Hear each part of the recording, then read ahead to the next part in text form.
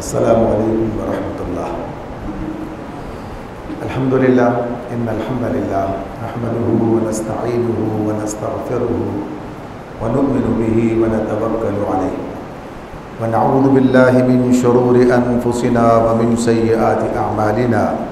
من يهده الله فلا مضل له ومن يضلله فلا هادي له واشهد ان لا اله الا الله وحده لا شريك له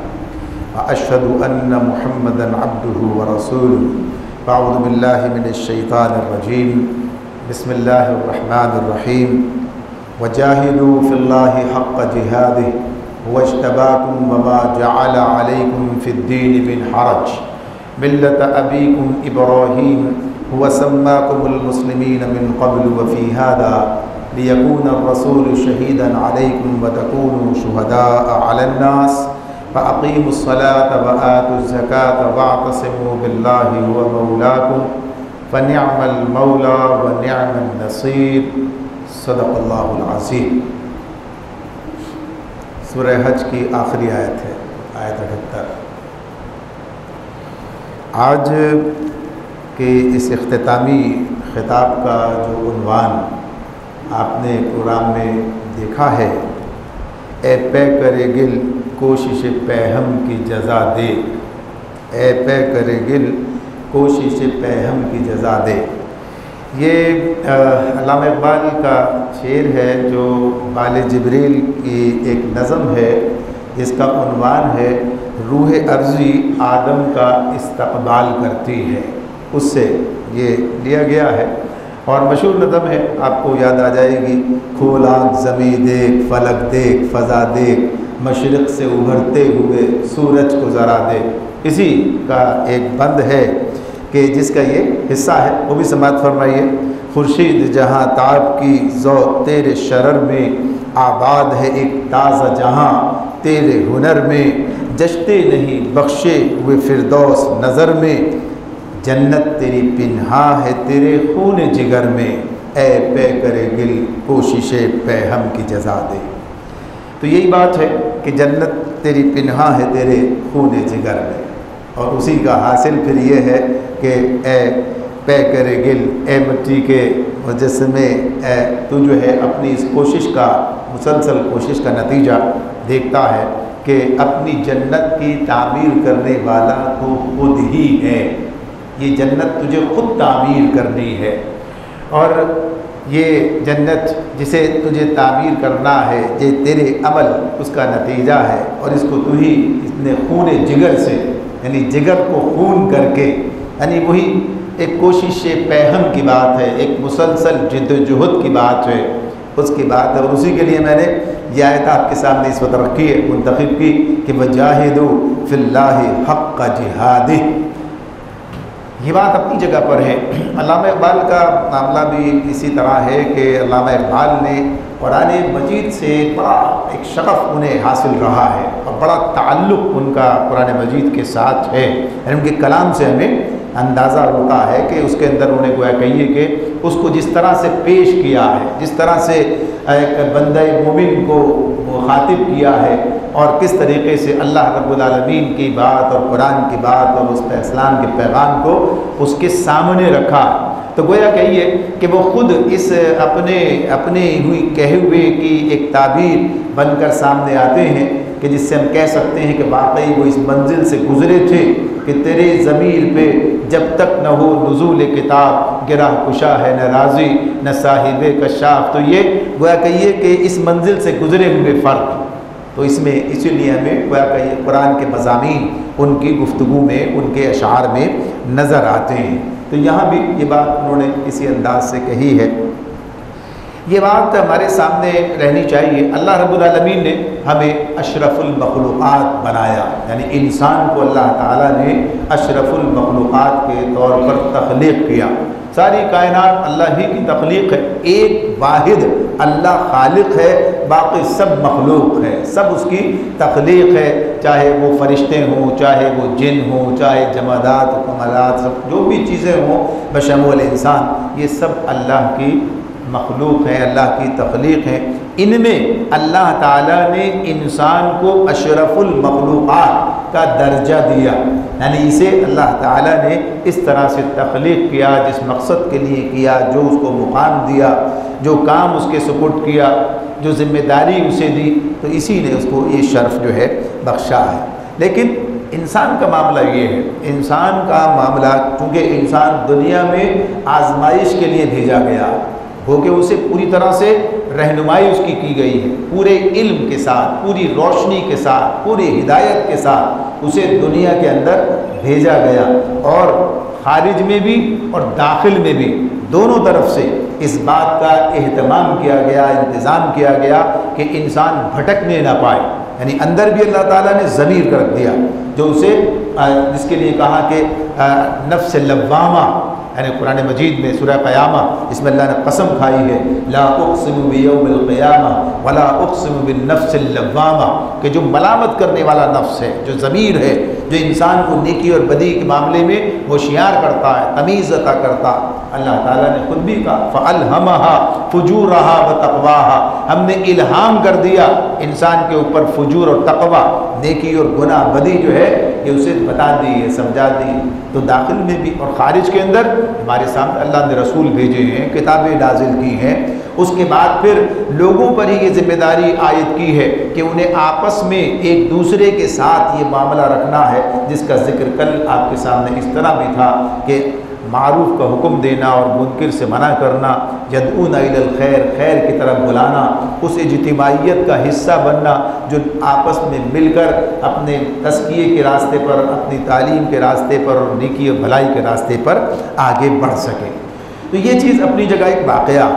لہٰذا انسان کے جو اہداف و مقاصد ہیں،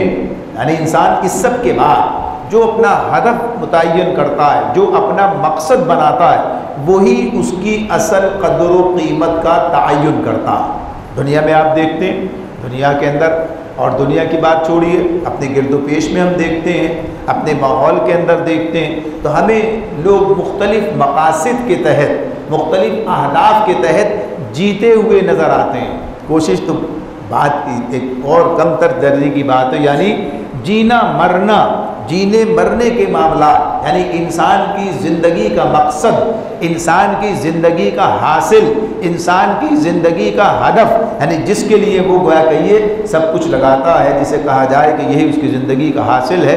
تو ہمیں تو بتا دیا گیا، جیسے میں نے عرض کیا کہ ہماری رہنمائی تو مکمل کی گئی، ہمیں بتا دیا گیا قل ان صلاتی و نسکی و محیای و مماتی للہ رب العالمین، آپ کہہ دیجئے بے شک میری نماز، میرے تمام مراسم عبودیت، میرا جینا، میرا مرنا، سب کچھ اللہ رب العالمین کے لیے، سب کچھ اللہ رب العالمین کے لیے۔ تو یہ اللہ رب العالمین کے لیے یعنی اللہ کی رضا کے لیے، اللہ کو راضی کرنے کے لیے، اللہ کے دیے ہوئے ہدف کو پانے کے لیے، یعنی اس کو رضا حاصل کر، اس کام کو انجام دے کر اس کی رضا کو حاصل کرنے کے بعد، تو یہ ہمیں تو بتا دیا گیا۔ ایسا نہیں ہے کہ ہمیں پتہ نہیں تھا اور پھر لا علمی میں، اور یا یوں کہیے کہ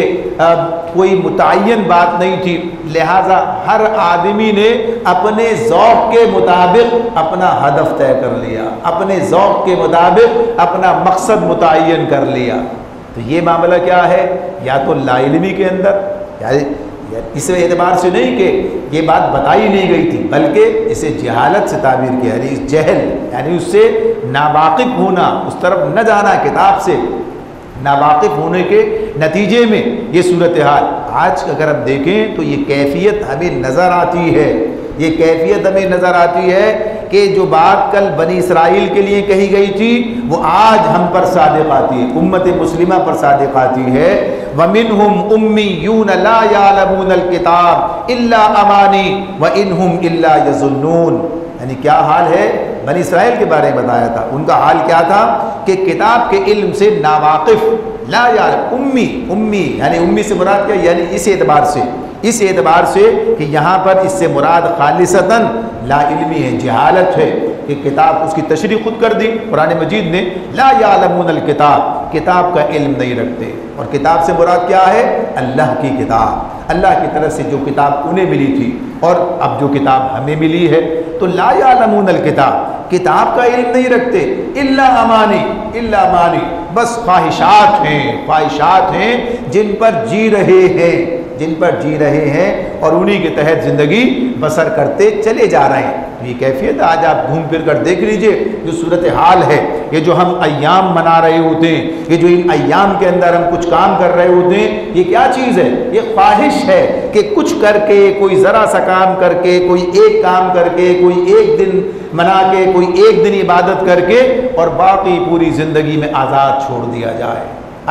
دیا جائے۔ یہ سب کس بنیاد پر ہے؟ کتاب سے لا علمی کی بنیاد پر ہے۔ کتاب نے اور حامل کتاب محمد رسول اللہ صلی اللہ علیہ وسلم صاحب قرآن نے جس طریقے سے زندگی کو ہمارے سامنے رکھا، جس طریقے سے زندگی گزارنے اور زندگی کے اہداف اور جو کام جو آپ نے کیا پوری زندگی، آپ نے جو ہے نبوت کے بعد سے اپنی بعثت کے 23 سال جس کام کے اندر صرف کیے اور صحابہ کو جس راستے پر چلایا اور خود صحابہ جس راستے پر چلے، سب واضح ہیں۔ ان میں سے کوئی بھی کسی ایک چیز کو پکڑ کر، کسی ایک کونے کو آباد کر کے، کسی ایک معاملے پر مطمئن ہو کر کہیں نہیں بیٹھا، اسی لیے کہ پورا قرآن ان کے سامنے تھا، نبی اکرم صلی اللہ علیہ وسلم کا اسوہ ان کے سامنے تھا اور بتا دیا گیا تھا کہ یہی راہ نجات ہے، یہی اللہ کو راضی کرنے کا راستہ ہے۔ لہٰذا یہ بات اپنی جگہ پر ہے کہ انسان کی قدر و قیمت کا تعین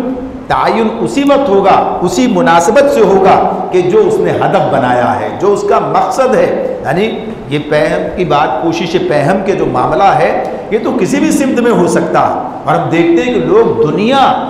دنیا کو اپنا مطمع نظر بنا کر اتنا اپنے آپ کو ہلکان کرتے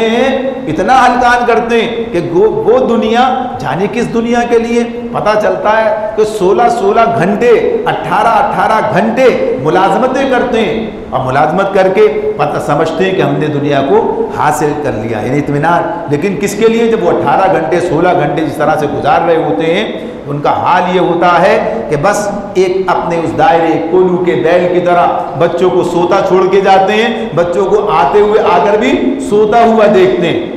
کسی وقت میں نے آپ کو بات بتائی تھی، شاید یاد ہو، ایک صاحب سے پوچھا ان کے دوست نے، بھائی آپ کے بچے کتنے بڑے ہیں؟ تو انہوں نے بتایا کہ ایک اتنا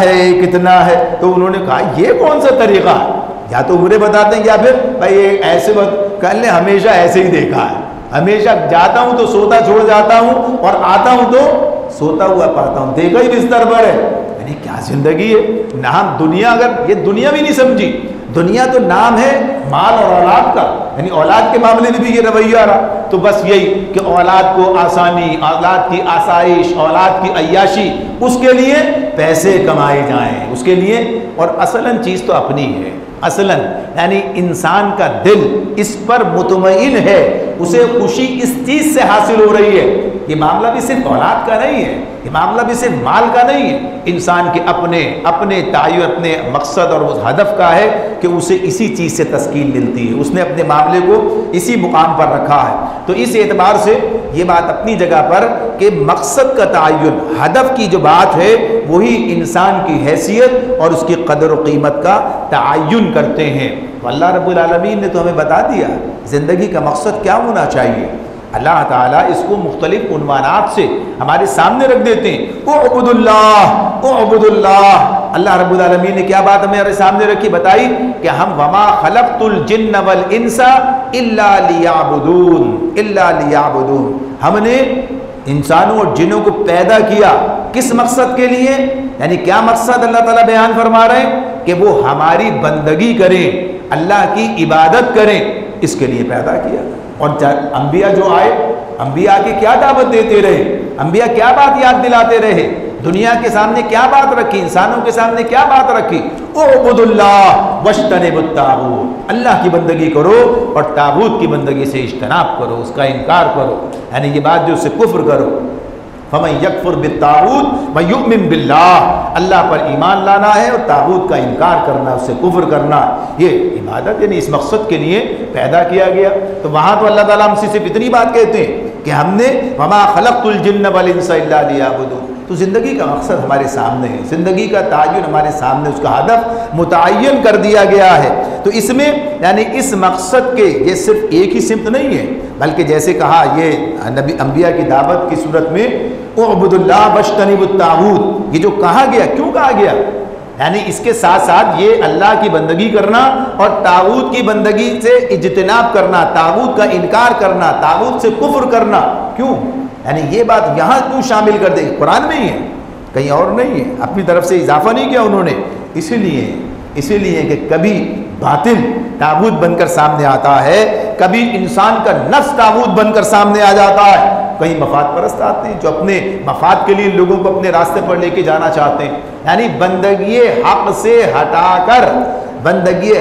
ہٹا کر اور اپنا بندہ بنانا، یا یوں کہیے کہ اپنے مفاد کا یا اپنے خود خواہش کا بندہ انسان کا بن جانا، تو یہ چیزیں اس کے ساتھ ساتھ چلتی ہیں، یہ چیزیں اس کے ساتھ ساتھ چلتی ہیں۔ لہذا اس اعتبار سے ایک کوشش، ایک مسلسل، ایک پہم، ایک کوشش ہے، ایک جد و جہد ہے کہ انسان بندگی کے راستے پر چلے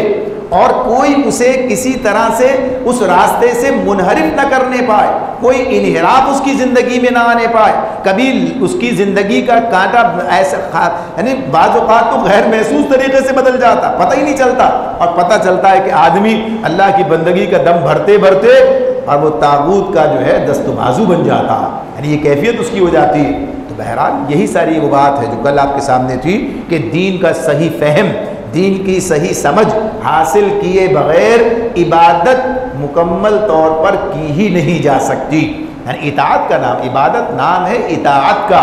اللہ تعالیٰ جو یہ بات کہتے ہیں کہ ہم نے انسانوں کو اسی لیے پیدا کیا، جنوں کو اسی لیے پیدا کیا کہ اللہ کی عبادت کریں، یعنی اللہ کی اطاعت کریں، وہ اطاعت جو رسول کے ذریعے سے ان پر جو ہے عائد کی گئی ہے، فرض کی گئی ہے، قرآن و سنت کی صورت میں آج ہمارے سامنے ہے۔ تو اس اطاعت کا، تو اطاعت کے لیے واقفیت لازم ہے، شرط ہے۔ جب تک آدمی جانتا نہ ہوگا تو اس وقت تک اس کا عمل پیرا ہونے کا کیا سوال پیدا ہوتا ہے؟ تو اس سے واقفیت، یہ اس کی ضرورت ہے۔ تو دین سے اسی وقت میں یہ بات ممکن ہے کہ وہ زندگی کے ہر معاملے میں اللہ رب العالمین کی، اللہ کی طرف سے جو ہدایات ہیں، جو رسول کا اسوہ ہے، اس کی وہ اطاعت کر سکے۔ تو ایک یہ کام بظاہر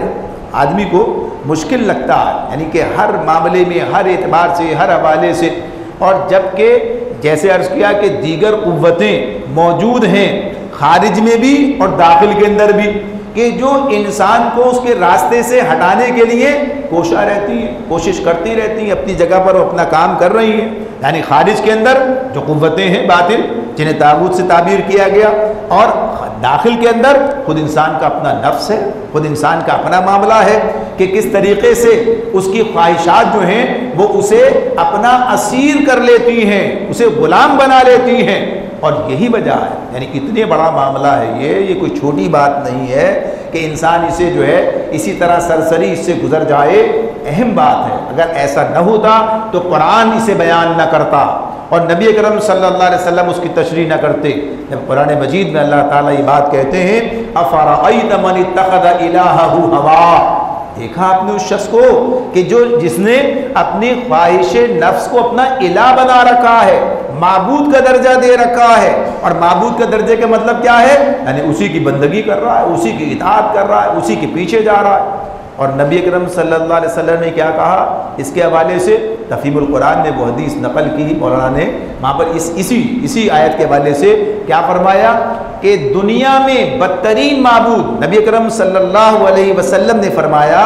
دنیا میں بدترین معبود، یعنی جن معبودوں کی عبادت کی جا رہی ہے ان میں بدترین معبود خواہش نفس ہے، بدترین معبود کہا اسے، اس لیے کہ انسان سمجھتا بھی نہیں ہے، انسان پہچانتا بھی نہیں ہے، انسان اس بات کو تسلیم بھی نہیں کرتا ہے کہ وہ خود ہی اپنا الہ بنا بیٹھا ہے، وہ خود ہی گویا کہیے کہ اپنے آپ ہی کو پوج رہا ہے۔ تو اس اعتبار سے یہ چیزیں جو ہیں بہت ہی ضروری اہم ہیں کہ آدمی ایک مسلسل نگہداشت، مسلسل اپنے اوپر نظر رکھنا، اپنی کوششوں کو جائزہ لیتے رہنا اور بندگی کے راستے پر آگے بڑھنے کی کوشش کرتے چلے جانا۔ تو یہ مشکل لگتا ہے، یعنی داخل کا معاملہ، داخل کو بھی قابو کرنا، اور خارج کا معاملہ وہ اس سے بھی زیادہ مشکل نظر آتا ہے۔ آج جن حالات کے اندر ہم ہیں، جن حالات سے ہم گزر رہے ہیں، اور تاریخ کا ایک سبق ابھی آپ کے سامنے کسی درجے کے اندر آیا، جس میں کچھ باتیں یہ سامنے آئی، کیا آسان راستہ نہیں تھا، مشکل تھی، مشکلات پیش آتی ہیں، یہ سب کچھ ہوتا ہے، لیکن جب یہ بتا دیا گیا کہ زندگی تو نام ہی آزمائش کا ہے، زندگی تو نام ہی آزمائش کا ہے، لیکن اسی میں اللہ رب العالمین نے یہ بات ہمارے سامنے رکھی ہے کہ ان مع العسر یسرا، آسانیاں اور مشکلات دونوں پہلو بپہلو چلتی ہیں، عسر کے بعد یسر بھی ہے، مشکل کے بعد آسانی بھی ہے، تو آسانی کے بعد مشکل بھی ہے، یہ سب چیزیں پہلو بپہلو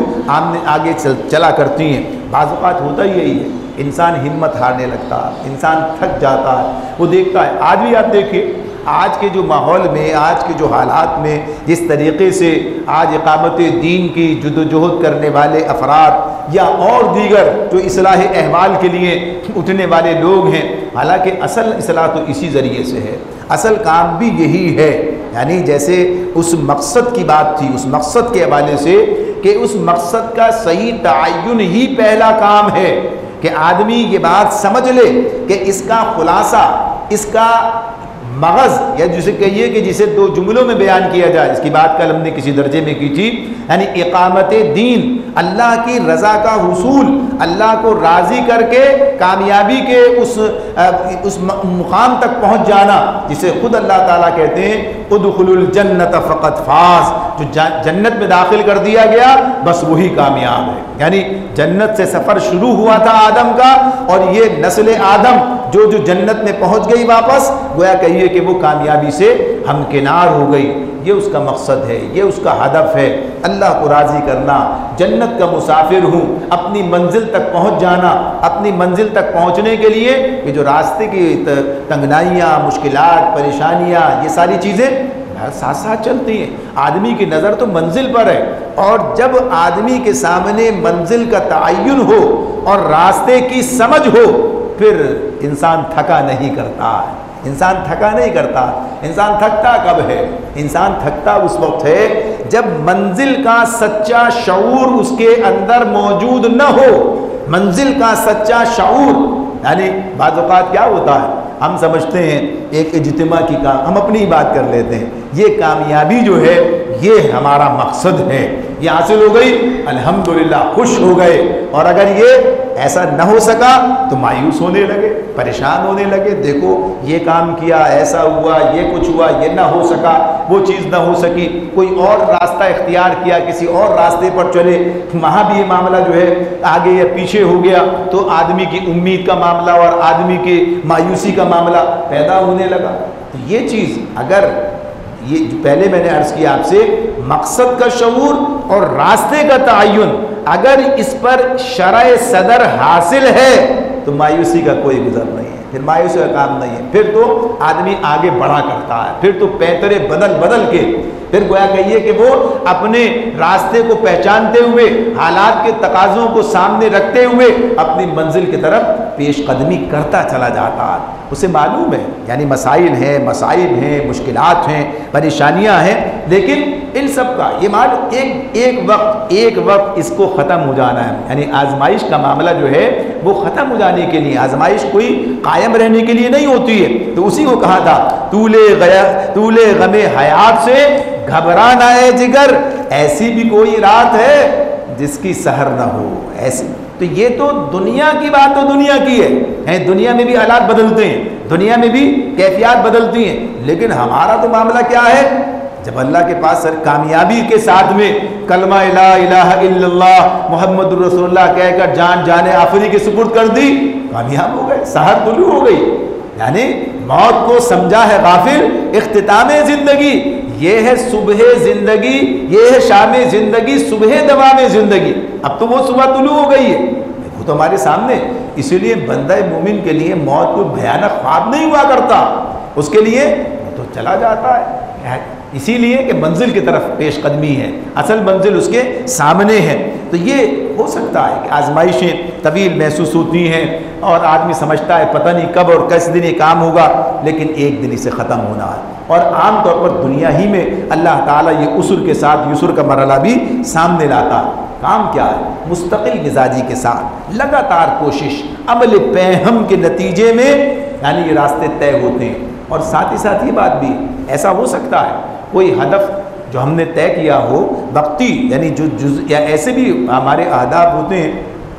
اصل تو ظاہر ہمارے سامنے ہے اللہ کو راضی کرنا، یہ ہمارا ہدف ہے، یہ ہمارا نصب العین ہے، یہ ہمارا مقصد زندگی ہے، اور اس کو ہم کس راستے سے حاصل کریں گے؟ اقامت دین کی سعی کے ذریعے سے، اس جد و جہد کے ذریعے سے، اور اس کے اندر ان چیزوں کی پابندی کرتے ہوئے جو محمد رسول اللہ صلی اللہ علیہ وسلم سے ضابطے قاعدے شریعت کے نام سے جو ہے ہمیں ملی ہیں، یہ ہمیں کام، لیکن اسی کے ساتھ ساتھ وقتی آداب بھی ہوتے ہیں، یعنی جسے آدمی آگے بڑھتے بڑھتے جیسے چیزیں بات ہو رہی تھی اجتماع کی اور دیگر ایسی کوئی چیزیں ہو سکتی ہیں، تو یہ کام اپنی جگہ پر، یہ آداب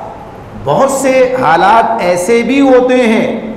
داخلی کے بعد خارجی حالات بھی ایسے ہوتے ہیں جن کی وجہ سے ہدف حاصل نہ ہو سکے، ہو سکتا ہے، ایسا ممکن ہے، لیکن یہ نہ سمجھیے کہ ناکامی ہے، یہ نہ سمجھیے، یہ جو عمل پہم ہے، یہ جو مستقل مزاجی سے کام کرنا ہے، یہ جو اپنی جان ماری کا معاملہ ہے، یہ انسان کی استعداد میں، اس کی قوت کار میں، اس کی توانائی میں اضافہ کرتا ہے، یہ آپ کے لیے اضافہ ہے، یہ نہ سمجھیے اسے، یہ جو بات ہے انبیاء کی بھی آزمائشیں ہیں،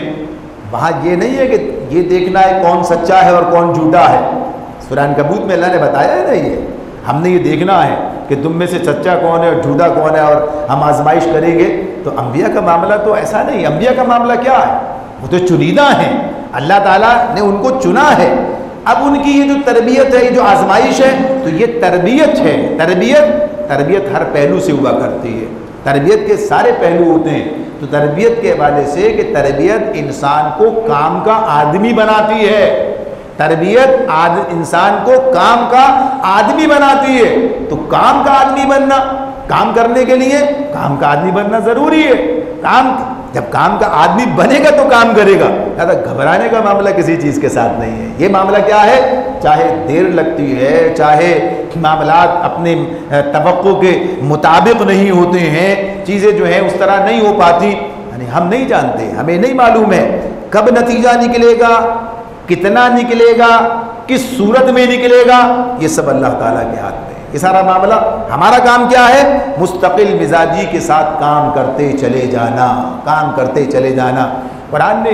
ایک جگہ تو بات نہیں کی ہے، ایک جگہ بات نہیں کی ہے، برابر بات کی ہے، برابر جو ہے ہمیں متوجہ کیا، اسے آپ کیا کہتے ہیں؟ ان الذین قالوا ربنا اللہ ثم استقاموا، یہ جو استقامت کی بات ہے، جس کو اللہ نے ہمارے سے بڑے درس سنے ہوں گے آپ نے اس کے اوپر، سورہ حامی میں سجدہ کی یہ آیت، ان الذین قالوا ربنا اللہ ثم استقاموا تتنزل علیہم الملائکہ الا تخافوا ولا تحزنوا وابشروا بالجنہ، ہے نا، یہ بات تو پوری ہو رہی ہے، اور کس چیز کے لیے، کس چیز کے نتیجے میں؟ استقامت کیا ہے؟ استقامت یعنی صبر کے ساتھ،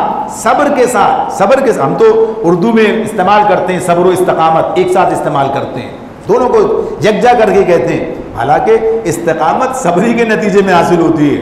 استقامت صبر کے بغیر حاصل نہیں ہوتی، صبر کا جتنی تاکید اور صبر کا جتنا ذکر قرآن مجید کرتا ہے، اور اس جماعت کے حوالے سے کرتا ہے کہ جو جماعت اللہ کے راستے میں جدوجہد کرنے کے لیے میدان عمل میں نکلی ہے، صحابہ کرام کی جماعت محمد رسول اللہ صلی اللہ علیہ وسلم کی قیادت میں، آپ صبر کے موضوع کو دراسہ، اب تو بڑا آسان ہے نا معاملہ، یعنی انڈیکس میں سے دیکھ لیجئے جہاں صبر، یعنی آیات میں جہاں صبر کا معاملہ آ رہا ہے، کس موقع پر صبر کی بات کی ہے، کہاں، یعنی جب آدمی زج ہو جاتا ہے، جب آدمی کا حوصلہ ٹوٹنے لگتا ہے، اللہ تعالیٰ کہتے ہیں آپ اپنا کام صبر سے کرتے چلے جائیے، آپ اپنا کام صبر سے کرتے چلے جائیے۔ پہلی احکامی وحی سے لے کر، پہلی احکام سورہ مدثر، وہاں سے لے کر اپنے رب کی خاطر صبر کرنے کی بات ہے، وہاں سے لے کر آپ آ جائیے سورہ معارج میں آ جائیے، لوگ کس طرح تنگ کرتے ہیں، لوگ زج کر دیتے ہیں، کب آئے گا وہ عذاب، کس دن آئے گا وہ عذاب، اللہ تعالیٰ کہتے ہیں ہمارے منصوبے ہم ہی جانتے ہیں، ہمارے منصوبے ہم ہی جانتے ہیں، وہ تو اس کے 50,000 سنہ 50,000 سال کا دن ہے، پر آپ کیا کیجئے، فصبر صبرا جمیلا، فصبر صبرا جمیلا، آپ اپنا کام صبر کے ساتھ کرتے جائیے، آپ کا کام اپنا کام انجام دیتے رہیے، صبر کے ساتھ اپنا کام کرتے چلے جائیے، اس معاملے کو چھوڑ دیجیے، یہ اپنے وقت پر ہو جائے گا، جب ہوگا یہ اسے بہت دور سمجھ رہے ہیں، ہم اسے قریب ہی دیکھ رہے ہیں، یعنی ان کا انجام جو سامنے آنے والا۔ سورہ نحل میں چلے جائیے، آخر میں جب دعوت کی بات ہو رہی ہے، اللہ تعالیٰ وہاں دعوت کا پورا اسلوب بیان کر رہے ہیں، ادعو الی سبیل ربک بالحکمہ والموعظۃ الحسنہ وجادلہم باللتی ہی احسن، یہ سب باتیں، اور اس کے بعد کیا کہتے ہیں؟ بدلے کی بات بھی، وَإِنْ عَاقَبْتُمْ فَعَاقِبُوا بِمِثْلِ مَا عُوقِبْتُمْ بِهِ، بدلہ لینا چاہو تو لیا جا سکتا، لیکن کیا کہا آپ کے لیے؟ کیا کہا؟ اگر صبر کرو تو یہ بہتر ہے عام، اور آپ کے لیے آپ کو تو صبر ہی کرنا چاہیے۔ نبی کرم صلی اللہ علیہ وسلم سے اس مقام پر اللہ تعالیٰ کہتے ہیں، یعنی ان چیزوں کو دیکھا جائے تو صبر کیا چیز ہے؟ صبر کا مطلب ہم نہ جانے تو پھر پتہ نہیں کون جانے گا، یعنی جتنا ہمارے پاس یہ چیز آتی ہے زیر بحث، صبر کا مطلب رک جانا نہیں ہے، صرف رک جانا، صبر کا مطلب ہے اپنے موقف پر جم جانا، اپنے موقف پر رک جانا، یعنی جو ہمارا موقف ہے اس پر جم کر اپنا راستہ طے کرتے چلے جانا، اپنی منزل پر آگے بڑھتے چلے، اپنی منزل کی سمت اپنے راستے کے تعین کے ساتھ آگے بڑھتے چلے جانا، مسلسل پیش قدمی، مسلسل کوشش، مسلسل کام، یعنی اللہ تعالیٰ کہتے ہیں یہی کامیابی کی کلید ہے، یہی کامیابی کی کلید ہے۔ دنیا اور یعنی دنیا سے مراد جب کہ یعنی دنیا بھی کوئی اہداف مقاصد آدمی کے پیش نظر ہوتے ہیں، وہ دنیا حاصل کرنے کے لیے کیا کیا کچھ نہیں کرتا ہے، تو آپ دیکھیں جتنے بھی آپ کو اس طرح کے چیزیں ملیں گی جس کے اندر لوگوں کو اس طرف متوجہ کیا گیا ہوگا، فلاں کی کامیابی، فلاں کی کامیابی، اس کی کامیابی، تیمور کی کامیابی، اس نے چیٹی کو دیکھا، اس نے فلاں کو دیکھا، اس نے اس کو دیکھا، یعنی کیا چیز ملے گی؟ یہی ملے گی کہ کوشش پہم، مسلسل اپنے کام پر لگے رہنا، مسلسل جدوجہد جاری رکھنا، ہمت نہ ہارنا، مستقل مزاجی اختیار کرنا۔ یہ نہیں، کچھ لوگوں کا معاملہ کیا ہوتا ہے، ہنگامی طور بڑا سا کام کرتے، اس کے بعد چھٹی، ختم ہو گیا کام، ایک دم اٹھا ابال اور اس کے بعد جو پھر ختم ہو گیا۔ ہمیں کیا پتا ہے، چاہے تھوڑا کرو لیکن مستقل مزاجی کے ساتھ اس کام پر لگے رہو، مستقل مزاجی کے ساتھ لگے رہو۔ آتے ہیں کبھی کبھی ایسے بھوچال آتے ہیں، آپ دیکھیے کہ پہاڑ جو سمندر میں ہوتے ہیں، آتی بڑی بڑی لہریں چھپ جاتے ہیں لیکن لہر واپس ختم، لیکن ایک قطرہ اگر مسلسل تسلسل کے ساتھ گرتا رہے تو پتھر میں جگہ بنا دیتا۔ یعنی یہ ہمارے سامنے مسلسل کوششیں، لگاتار کوششیں، ہنگامی بنیادوں پر نہیں، متعین کرنا کام کو، یہ بات صحیح ہے، متحرک، فعال، منظم، یہی فرد ایک مومن کی پہچان یہی ہے کہ اپنے مقصد کے لیے وہ اسی طرح پیش قدمی کرتا ہے، منزل کے شعور کے ساتھ، راستے کے اطمینان کے ساتھ میں اور منصوبے کے ساتھ میں کام کرتا چلا جاتا ہے۔ تو یہی وہ چیز ہے جس کے ذریعے سے نتیجے کی توقع کی جا سکتی ہے، اور ہمارا نتیجہ تو اتنا متعین ہے، اتنا واضح ہے اور اتنا یقینی ہے کہ اس پر شبہ کرنا بھی ایمان کے منافی ہے۔ اس پر شبہ کرنا اس لیے کہ ہم تو اللہ کے سپاہی ہیں، ہم تو اللہ کی فوج کا حصہ، حزب اللہ کا حصہ ہیں، اللہ ہمیں اس میں شمار رکھے، اللہ تعالیٰ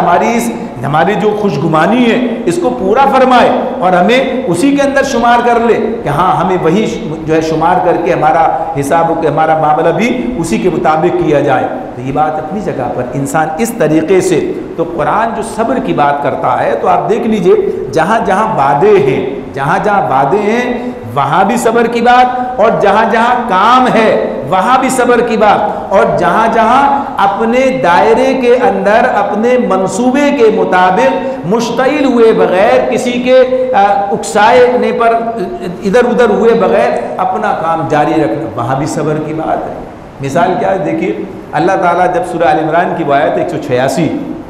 اس میں اللہ تعالیٰ کہتے ہیں کہ تمہاری آزمائش کا ایک معاملہ یہ بھی ہوگا کہ تم ان مشرکین سے اور اہل کتاب سے بہت سی تکلیف دہ باتیں سنو گے۔ اللہ تعالیٰ یہ بات کہتے ہیں وَلَتَسْمَعُنَّ مِنَ الَّذِينَ أُوتُوا الْكِتَابَ مِنْ قَبْلِكُمْ وَمِنَ الَّذِينَ أَشْرَكُوا أَذًى كَثِيرًا، تکلیف دہ باتیں سنو گے۔ اب کیا کہا، إِن تَصْبِرُوا وَتَتَّقُوا، اللہ تعالیٰ اس کے بعد کیا کہتے ہیں، یہ کہ اگر تم صبر اور تقوی کی روش اختیار کرو فإن ذلك من عزم الامور، بڑے حوصلے کے کاموں میں سے ہے، یعنی مشتعل ہونے کے مواقع پر مشتعل نہ ہونا، یعنی ایسے معاملات کے اندر جب آپ کو راستہ بدلنے کے پوری اہتمام اور کوششیں کر کے اور سارا کام کیا جائے اور پھر بھی آدمی جو ہے کسی کے یعنی ٹریپ نہ ہو، جسے کہتے ہیں کسی کی چال میں نہ آئے، جال میں نہ پھنسے، بلکہ متعین ہمارے لیے جو راستہ متعین کر دیا گیا تعین اس کے مطابق چلتا چلا جائے۔ وہ دیکھ رہی سورہ بقرہ کے اندر اللہ تعالیٰ کیا کہتے ہیں، وَدَّ كَثِيرٌ مِّنْ أَهْلِ الْكِتَابِ لَوْ يَرُدُّونَكُم مِّن بَعْدِ إِيمَانِكُمْ كُفَّارًا حَسَدًا مِّنْ عِندِ أَنفُسِهِم مِّن بَعْدِ مَا تَبَيَّنَ لَهُمُ الْحَقُّ فَاعْفُوا وَاصْفَحُوا حَتَّىٰ يَأْتِيَ اللَّهُ بِأَمْرِهِ۔ یہاں پر اس کی دوسری شکل بیان کر دی، چھوڑو دفع اپنا کام کیے چلے جاؤ، تمہاری جو ذمہ داری ہے اسے ادا کرو، اس سے پیچھے مت ہٹو، باقی دنیا کیا کرتی ہے اس کو میرے حوالے چھوڑو۔ یہ جو چیزیں بدلتی ہیں، ہمیں یہ معاملہ اس اعتبار سے نہیں ہے کہ لوگ کیا کرتے ہیں، لوگ کیا کہتے ہیں، ٹھیک ہے اس کا ایک تعین ہوگا اپنے راستے پر رہتے ہوئے، لیکن بنیادی طور پر قرآن ہمیں کیا کہتا ہے، ہمارے سامنے راستہ کیا رکھا گیا، تمہاری جو ذمہ داری ہے اس ذمہ داری کو تمہیں پورے شعور کے ساتھ ادا کرنا ہے، اپنی ذمہ داری کو پورے طور پر ادا کرتے ہوئے اپنے منزل کی طرف پیش قدمی جاری رکھنی ہے۔